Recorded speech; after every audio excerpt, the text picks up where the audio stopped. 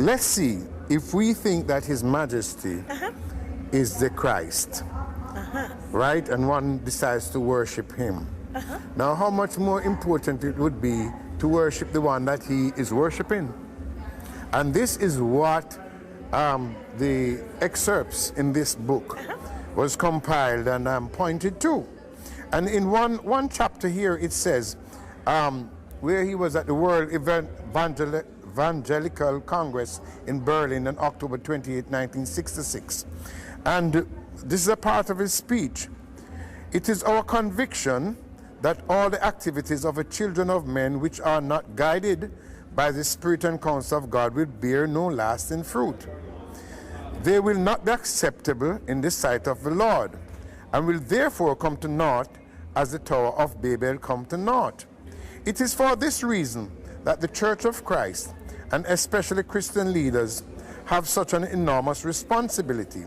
However, this is it, however wise or however mighty a person may be, he is like a ship without a rudder if he is without God.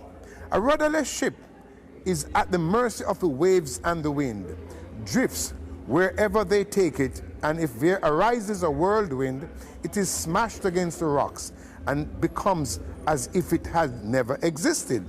It is our firm belief that a soul without Christ is bound to meet with no better fate. Hear this. Therefore, O Christians, let us arise, and with the spiritual zeal and earnestness which characterized the apostles and early Christians, let us labor to lead our brothers and sisters to our Savior Jesus, who only can give life in its fullest sense.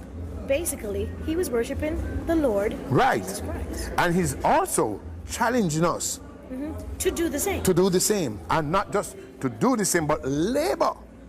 And for somebody like me, it is labor, because remember, I go to a lot of places and I have an opposition.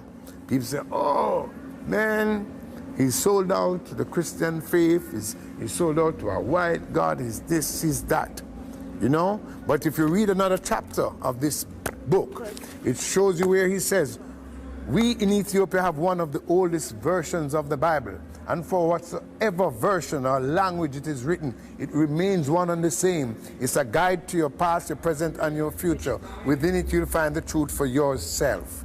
We would like to take a short break. We will be right back with Mr. Tommy Kawan. Going to the four corners of the world with the hope that through this music we may unite the people of all race, all class, all color, all creed, and all religion. In other words, uniting the world through music. There's no segregation here today. Somebody ought to give God the glory. Let's go back again. We were talking about the whole idea of Rastafarian and Christianity, and you were explaining for us the difference, and we were at a pivotal point where we were talking about how did Haile Selassie himself deal or see Christianity, and you were explaining. So we'd like to pick up where we left off, if you will. Well, I think the important thing here is to have realized that Haile Selassie was a Christian king. As a matter of fact, he was a great supporter of Billy Graham's ministries. Quite interesting. Yes, he supported Billy Graham not only in a spiritual and brotherhood way, but also financially, to have established his ministry all over the world.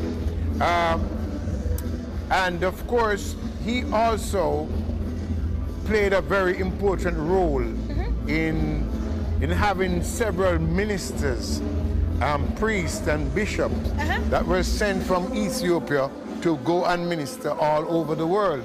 As a matter of fact, His Majesty builds several thousand churches worldwide. Wow.